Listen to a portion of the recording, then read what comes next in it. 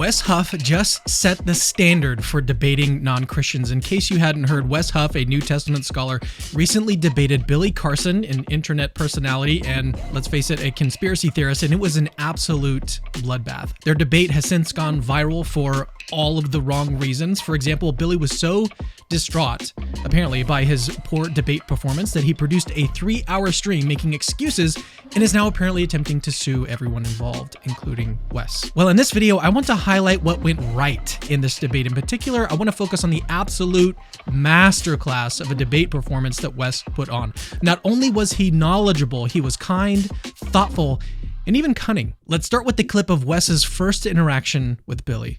Yeah, well, first let me say, I think it's really cool to not just be in the room proverbially with you, Billy, but be able to interact with you, because I wish I could be there in person. Unfortunately, Toronto, Canada is a long way away from Florida. It's a little bit of a jaunt, but I really appreciate the fact that you seem to have investigated to a certain degree some of these facts. Do you mind if I ask a clarifying question? So Wes's strategy, I want you to notice this, going in was basically initially to build some rapport with Billy. He didn't go in with insults. He didn't even go straight into debating. He went in saying nice things about Billy. Now, after he does this, he goes directly into debate mode. And there's a really subtle way that he does this. He does it by asking a clarifying question. Do you mind if I ask a clarifying question? Sure. When you say the Sinai Bible, what are you referring to specifically? It's the biblical text that was written. It made it into you can actually look it up on Amazon. It's a Bible called, I have a version at home. It's called the Sinai Bible, right, from Mount Sinai. I'm assuming that's the mountain that they're referencing there. But they put together their own version of the biblical text prior to the King James Version being put out. Wes didn't just ask, this was not a random question that he asked here. Prior to the debate, he knew exactly what he wanted to address going into this. One of the topics that he wanted to address is Billy's claim that the Sinai Bible doesn't mention the crucifixion. And here's what Wes could have done. He could have immediately gone in guns blazing and just spit out a bunch of facts about history, right? He could have just stated that the crucifixion is all over Codex Sinaiticus. He didn't do that. Instead, he asked Billy what he means by the Sinai Bible. And this question pretty much immediately led to a checkmate. Sure. So when you refer to the Sinai Bible, would you be referring to Codex Sinaiticus? Like the codex that comes? Okay. That's why I was trying to get some clarification. Because, so you can actually go and see, Codex Sinaiticus is at the British Library. So you can go and see it. It's on display. And the British Library has actually digitized the entire manuscript. So I work with manuscripts in my linguistic work. I'm an expert on early Christian scribal culture, and particularly in Greek and Coptic manuscripts. I have a facsimile. So I have a photocopy that was done by the British Library of Codex Sinaiticus that I work with in my office. So I have it here. And the only reason I asked for clarification is because I want to make sure that what I'm addressing is actually what you mean. So notice how Wes says here that he wants to address Billy's actual claim. And this is actually really important. So as Christians, we don't want to be strawmanning our opponents. We want to address the actual claims that they're making. Because the Codex Sinaiticus in particular is just it's a 4th century Greek manuscript. Mm-hmm. It comes from approximately between 325 and 350 AD. And its text of the Gospels reads almost identical to the modern Greek text that we develop translations from. My curiosity is just simply in kind of exploring when you say that it denies the crucifixion or that the crucifixion isn't there. I mean, I can go on right now, Codex Sinaiticus, and I can look up the end of Matthew 27, where it has Jesus being crucified. And that's in Codex Sinaiticus, or, the John 19. Or any of the other ones. So I think my confusion is that it doesn't read any differently. Okay, so a few things to note here. First, look at Billy scrambling to ask ChatGPT what to say in response to this. But second, this is a perfect example of Wes's masterful debate performance. Okay, he started with a clarifying question, but in asking the question, he already knew where things were headed. No matter what Billy said in response, he was prepared to give his own response. So guys, this is what Wes is teaching us here. A, have a strategy going into a debate, and then B, you got to know your stuff. This kind of setup, like this literally only took a couple minutes, but it happened because Wes had a strategy and he knows the literature. That is the takeaway in this clip. All right, in the next clip, Billy clarifies that he didn't mean Codex Sinaiticus. He meant the Gospel of Barnabas. I want you to pay attention to what Wes says in response. That's where I was referencing. Actually, I was misquoted. I misquoted there. It's the Gospel of Barnabas. Okay, yeah. Well, so that's good. So let's deal with that too, because I've actually worked with. There are two manuscripts of the Gospel of Barnabas. The Gospel of Barnabas is a really interesting document because it is a known forgery, and so that's why I think it's important to get to these sources. So, at the very start of the Gospel of Barnabas, which we only have two copies of, one is in Italian and one is in Spanish. We see right off the bat that the Gospel of Barnabas, not to be confused with either the Epistle of Barnabas or the Acts of Barnabas, which are two apocryphal documents from the 2nd century, but the Gospel of Barnabas in particular, we know it's a forgery because it does things like in chapter 92, it says that Jesus spent 40 days on Mount Sinai and then he came to the Jordan River and he walked to Jerusalem. But Mount Sinai is more than a week's journey away from Jerusalem, and neither Mount Sinai nor Jerusalem are close to the Jordan River. So never mind there not being a route from the Jordan River to like around Mount Sinai or going to Jerusalem. But there are internal problems with the Gospel of Barnabas, which indicate that it shows no actual indication of evidence of coming from or even having knowledge of first century Jewish understanding. It actually says Jesus is the Christ, but not the Messiah, which indicates that whoever the author is, he didn't know that those were the same words. And I think a bigger problem is that the Gospel of Barnabas actually paraphrases Dante's Inferno, which was written in 1314. So there's a lot of internal evidences that disqualify the Gospel of Barnabas, never mind the fact that we don't have any evidence of it prior to the 14th century, and none in any other language other than Middle Age Italian Italian and Spanish. But the internal content of the Gospel of Barnabas disqualifies it from being ancient. And then the fact that it's doing things like paraphrasing Dante, or it also refers to a rule of the time of Jubilee, which was changed in the Middle Ages from what it was in the biblical year of Jubilee. And it goes with the Middle Ages concept, not the ancient concept. What I'm getting at is, so I'm a historian, and I deal with sources. So when I'm looking at sources, I want to make sure that I have a methodology by which I approach any type of source. So if there is something that denies the crucifixion, I want to make sure that I'm analyzing it and that the methodology by which I analyze it actually reveals that the content can be accurately tied to the event. So if we're talking about, say, Codex Sinaiticus, that's in the 4th century. Now that is, I would agree with you, Billy, our oldest copy of the Bible in the sense of cover to cover, Genesis to Revelation copy of the Bible. Right. The problem is that we have individual copies of all 4 Gospels going back hundreds of years before Codex Sinaiticus. I have a facsimile behind me of P66. This is a late 2nd century copy of the Gospel of John. I work with this particular manuscript. I can just show the screen right here. This is an almost complete copy of the Gospel of John. So cool that he has this on his shelf. It is that the has the crucifixion. By any chance? Yeah, so papyrus is just the what it's made out of. So I got that from ChatGPT, by the way. Yeah, sorry, so guys, I'm just I can actually. smart for a second. I have that papyrus. Oh, that's So I'll show you this. So the documents you actually see on my bookshelf behind me are facsimile papyri that I've made. So when I was in Egypt last summer, I went and I got made for me some papyrus sheets.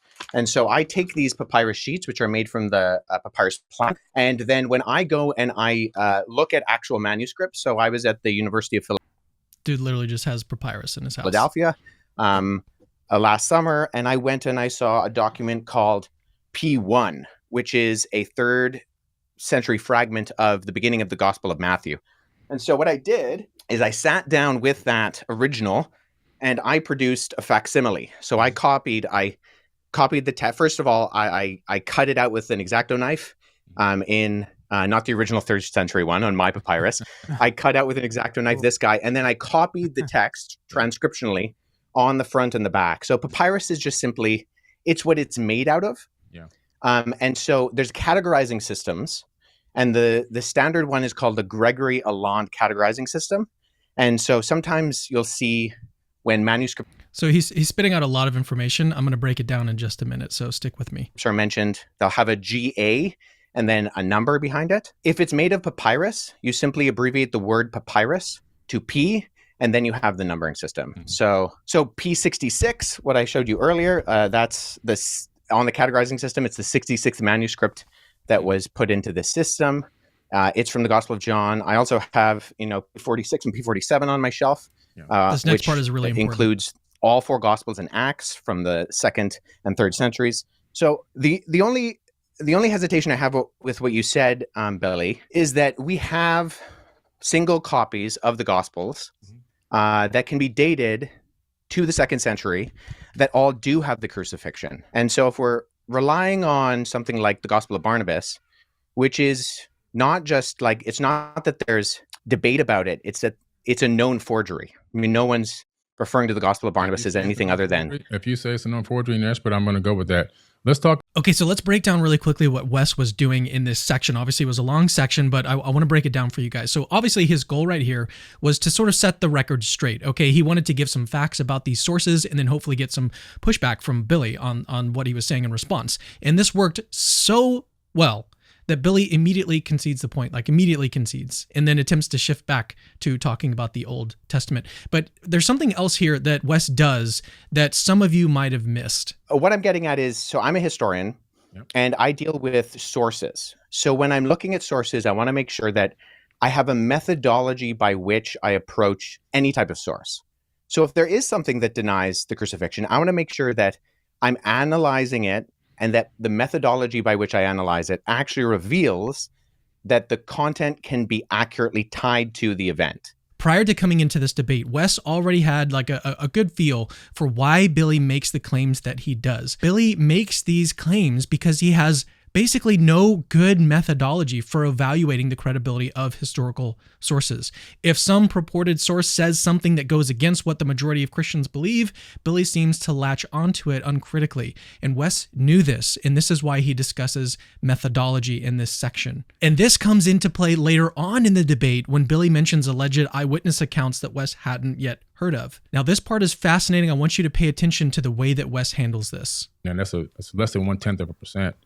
You talk about eyewitness accounts, it's convinced you that Christianity is real. There's been eyewitness accounts of every culture that I've visited around this entire planet, and their eyewitness accounts of what they experienced is 100,000% opposite of what's in the Bible. People have... Based on... What do you mean? Can you give me an example? The Dogon tribe, for example, in Mali, Africa. They experienced a culture that they claim came to this planet from Sirius B. They have the evidence that they knew these beings were from Sirius B because they have the instruments that show the orbit of a trinary star system that we couldn't discover until the 1970s. I want you to notice this as Billy is starting to explain more in depth about what this people group actually believes. Look at Wes's reaction to this, even though he's never heard of this. Wes is just stone cold, like still very, very confident. Rhetorically, from a debate perspective, this is super important. If you're faced with information that you hadn't yet heard of, getting all flustered and looking down and looking away and stuff, like that can actually have a negative impact on the view of the audience, on your debate performance. So Wes's reaction here is also really important to pay attention to. Modern technology, okay? They understood not only the orbital pattern of Sirius A, B, and C, but even that B was a failed star, which you can't see it from Earth with the naked eye. They knew that it was a white dwarf. They even knew that they said that if you took a tablespoon of it, the entire tribe or 1,000 men couldn't lift the tablespoon. They understood mass and gravity as well. They were told the shape, the sizes, and the colors of all the planets in our solar system, which they recorded. And there's only one wisdom keeper, and that person can never be touched by a person. If they get touched by another person, they'd actually be killed. And then they eventually have a mentee that they break down that verbally handed down knowledge to. And that next person then takes over and becomes the wisdom keeper.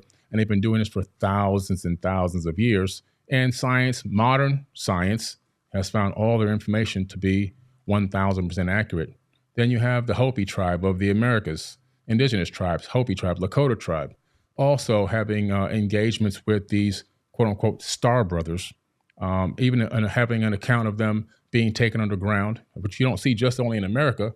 I just came back from Turkey. You have the people from Turkey and Mesopotamia also being taken underground into a place called Derinkuyu by these beings, by these people, a structure that's built 12 stories deep underground, that's made out of volcanic tuff, a very soft stone. And if you don't know what you're doing, it'll actually collapse. There's no evidence of any collapse. And it was thousands of years old. It was reused many times. So the mainstream story about what it was used for to hide from Romans is actually false. This place is ancient. And in order to build it, you actually have to have foreknowledge of how to construct this type of an underground civilization that can hold 20 to 30,000 people, places for livestock, places for worship, with no sign of collapse. And you have to have hundreds of ventilation shafts. And I've been down there. Those ventilation shafts cut through solid rock all the way down to the core. And there's even more. It links to other underground cities that are miles and miles away. As you get to the very base of this area, you can cut through and go to another location. So this is the kind of stuff that people latch onto. Like, honestly, like you hear him talk about this stuff and you're like, whoa, that sounds crazy. I've never heard that before. That means that Christianity must be false. And I want you to notice, I mean, Wes is about to come back in here, but I want you to notice the way that Wes handles this. It's really important. These people were taken under. Also, then you have the ancient Egyptians. Similar story. Major catastrophe comes. These people come and take them underground. Then you have the information in the Egyptian book of Going Forth by Day. More accounts by people, our ancestors, that have accounts that do not match up with the biblical text. And so all of a sudden we're saying that all these cultures, the Aboriginal people, I can go into them as well. I've gone to walkabouts in the outback. Yeah. And the Aboriginal elders, same thing. They were seated here by Pleiadians. This is their verbal handed down history for thousands of years. And I can go around the world and I can come up with all this information from all these eyewitness accounts from people that should be respected, dignified, and shouldn't be scoffed. And that we're now saying that all this information that they put forward, all their verbal handed down history, all their written history, that's got to go to the side, because this one text is 1,000% accurate. Sure, but so my question is, most of that is oral history, correct? Oh, it's all oral history, even the Bible. Okay, so when we're engaging with oral history, what methodologies are you using to confirm that the orality is accurate? So once again, by asking a clarifying question, Wes is setting himself up for a complete slam dunk, and I want you to really, really closely pay attention to this next section. Well, first and foremost, some of these texts cultures have written down information in caves. You've got cave paintings. The Dogon tribe actually have not only written down. Sure. No, I don't disagree with that. The question is one of historic. Sorry, I didn't mean to interrupt you there. The question is one of methodological analysis. So you have to have a method by which you can find either that something is falsifiable or that there are avenues by which you can show internal and external accuracy of credibility. So this is what we do with documents. This is what we do with the ancient gospels. This is what I do. I've worked on Xenophon and Plutarch, and we look at the internal evidences and the external multivalent corroboration to try to figure out, okay, yes, we have all these stories. Great. I don't deny that. But as a historian, as someone who's trying to figure out what is accurate, how do you know if I use the term verisimilitude, do you know what that term means? No, but I can tell you this. Tell me how the Dogon tribe saw Sirius B, knew the orbit of Sirius B, a trinary star system, accurately, and can show you the orbit with a special tool that they made that was given to them by these people. How do they know the shapes, the sizes, the colors, and the orbital pattern of all these planets in our solar system and other star alignments that they would use to have something called the Ziggy and planet and their own harvesting and planting and so forth and so on? That's not enough evidence that there's something. Well, I'm not aware of that particular case. And even, I would grant that, the ancient people are far more technological advanced than we give themselves credit for. Just because they're ancient doesn't mean they're stupid. I am well aware, as someone who has done both investigation in the past and done archaeological analysis, that is a reality. My question is simply, okay, you have these stories or you have these accounts, you're referring to them as eyewitness testimony. how are you going about verifying that as that? Okay, so notice how Wes redirects the conversation back to his original line of questioning. He's not chasing Billy's red herring here, and this is actually masterful on Wes's part. In a debate setting, it can be very easy to get distracted by like every claim that someone makes, but instead, Wes gets the conversation back on track. Well, if the people had eyewitness testimony about Jesus, they then just wrote down their eyewitness testimony on a piece of paper or parchment paper or papyrus. So these people... Right. So that's where internal methodological analysis... Some of it's actually written down. So, I mean, it's the same exact thing. There's really no difference. Well, no. So you do internal investigations to figure out when something was dated. So something like... So when I used that term verisimilitude before, that's something we as historians are looking for. It's a term that simply means the appearance or likelihood of truthfulness. So when you do historical analysis, it's an inference to the best explanation. So you have proof and you have data, and you're extrapolating that data on levels of probability. So some things can be confirmed as high probabilistically true, and other things are lower in their probability that they happened. But there are different methodologies, different ways that you explore historically how that happens. Well, so for the Gospels, we look at... With the Dogon tribe, scientists went there to visit the tribe, and they still have no answers because they used their modern science. They took the best scholars to visit these people, and they're still scratching their heads. Something happened there. Sure.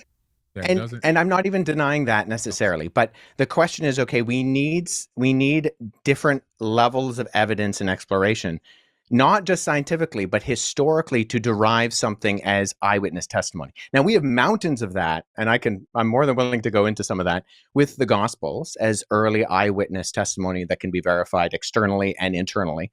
But nonetheless, the only reason I ask, Billy, is because I've listened to a fair amount of your content, and I'm unaware of the methods that you use to try to discern between what is an accurate source historiographically and an inaccurate source historiographically. Well, does that make sense?